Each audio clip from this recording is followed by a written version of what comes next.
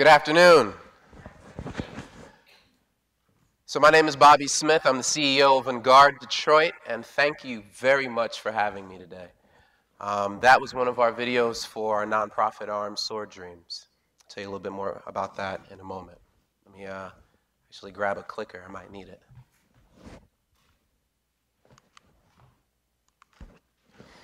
So I have a couple tenets in life. I believe life is too short to eat cheap food, drive slow cars, or live a life in which you don't constantly test the limits of your capabilities. So I came to Detroit on a fencing scholarship, of all things, from New Jersey. I'm originally an immigrant to this country from Jamaica. And in my last year, I had about $100, and I said, you know, the focus of just acquiring wealth not only shows narrow focus, but feeble mind. What else could I do within my realm of resources and $100 in my bank account to help the human condition the same way that it was offered to me? And I came up with something. I created a company using a sport that no one cared about in a market that didn't exist. Be like trying to sell eyelashes, right? Or and I said, I'm going to do this because I want to see if I have it in me. I want to see that deep down inside, am I capable of doing something that not only turned out to be quite profitable, since we're the only company in the United States that offers a mobile delivery service for this sport, but could I then impact the community with this, and could I make a real significant impact? I'll let you be the judge. So that was the creation of Vanguard Detroit. The social responsibility of business is to maximize its profit. Has anyone heard that in any classes here? Okay. I believe the social responsibility for businesses to use its resources to empower the community that helped it raise capital in the first place, right? Because of the community and the people and the firms that you're gathering this resource from, right? They're the ones who are buying your products or demanding your services. So you owe it to them to increase their capacity to continue to buy your products by worrying about their general health, worrying about the impact your company has on the environment. But I won't get too much into my tirade. This is my focus. My focus is, what can I do for this kid?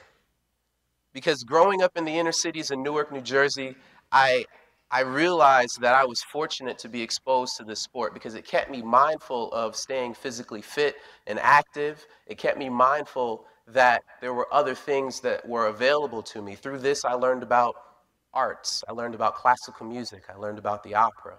And before, I would never even have cared. So what could I do, or can I use that same influence in my earlier life to do something for kids here? Not only just in Detroit, but hopefully, if I get the model right, maybe in other urban cities around the country. This is a CDC chart of the obesity rate in the United States, 1990. This is 2000. Keep focused on Michigan.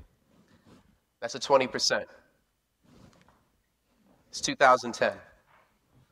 We're one of the larger states in the country at this point.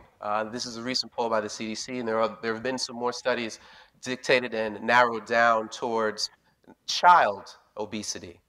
More than 60% of students that attend Detroit Public Schools are obese because as this continuum occurs, if you match it with the, how should I say, the plunder of education, which is not just focused on core curriculum, but we've removed art, we've removed physical education, which is a mandate by the state. You should have 35 to 45 minutes of physical education every day in every school, and there are schools that don't even have a phys ed teacher. So then they're wondering, well, why aren't these kids learning? It's the teacher's fault. No, it's your fault because the kids are sick a third of the year from preventable illnesses. So could we create something to go into schools to increase the physical well-being of children while exposing them to other culturally expansive activities? I needed a health partner because I didn't know enough about this stuff. So daringly and arrogantly, I approached St. John's. Well, actually, I approached Ascension Health, the parent company that owns St. John's. Locally, you'll know St. John's. And I said, can I have a national contract to go into schools and have you help me collect data and research to prove that we're getting these kids healthier? And they said, that's a great idea. We've always wanted to do something about that, just haven't found the means. So they gave me a national contract. And they're our national partner in going into urban schools and increasing their health and ability through fencing. And it's the first time that they've ever done this in their history. It's one of the largest health organizations in the country, bigger than Henry Ford by about, I don't know, about 5, 10 times. This is a tournament that we threw at Wayne State University where we took about 100 inner city kids, either first in their family to go to college, low income, or I forget the last tenant. I believe it was, I think it's first in your family to go to college, low income, or you're from a environment which the government takes you in and is responsible for you, right? These kids learned fencing for the first time in their lives in a summer program. The government gave them 5 free semesters to college through Trio Sport Services, a federally funded program. I got 3 of these kids into Wayne State on a scholarship after this program as well. So we were very happy with this. This was my first attempt to impact community health and kids using the sport. I then said, well, man, Detroit's really going through something. Is there any way that we can impact the economic value or have economic impact on Detroit? And I said, well, national tournaments. They bring 10,000 people in on a small number. Has Detroit ever had one? No. So we threw one last year in March. We rented Coble Hall. I rented all of Wayne Hall with the help of Detroit Sports Commission and the U.S. Fencing Association, it's our mother organization. And they came in with 10,000 strong, used up about 3-4 hotels, brought about $2 million of economic impact to the city of Detroit in a 4-day tournament. And they're coming back this year. Some more photos. The kids really enjoyed it. We brought in, not only was it just a fencing tournament, we brought in we did a free youth fair at the fencing tournament for about 400 inner city kids from not only just Detroit, but Highland Park and surrounding areas. They came in, they got a free fencing demo, they saw other youth organizations in the city, Sphinx, they had Sphinx, they had Mosaic, they had City Year. We just tried to expose them to as many opportunities to learn about other things instead of staying on the street after school, but go and get involved in something that's productive. And we use this exposure, as we use fencing, to just open their minds up about the possibilities in their own communities. Good friend, James Tate, he had fun. So then I said, okay, well, can we do something more with the finance of things? And then we partnered with Highland Park, and we paid for 10 to 15 iPad 2s, and we taught about, let's say, 14, 15 girls and 2 boys financial literacy using iPad 2s and nutrition during a fencing program this summer. And the U.S. Navy said, hey, we're coming into town, Bobby. We'd love to just be a part of your program and have you show us around the city. And then we did mentoring, where the kids got exposed to science and technology careers through the Navy, which was great because opportunities to go to college are limited. And the Navy provides a great opportunity to learn high-tech activities that careers that they typically wouldn't have exposure to. So the Navy came out, and we did a summer program with the schools in Highland Park. And it was great, and the kids loved it. And girls were like, yeah, I could be a scientist.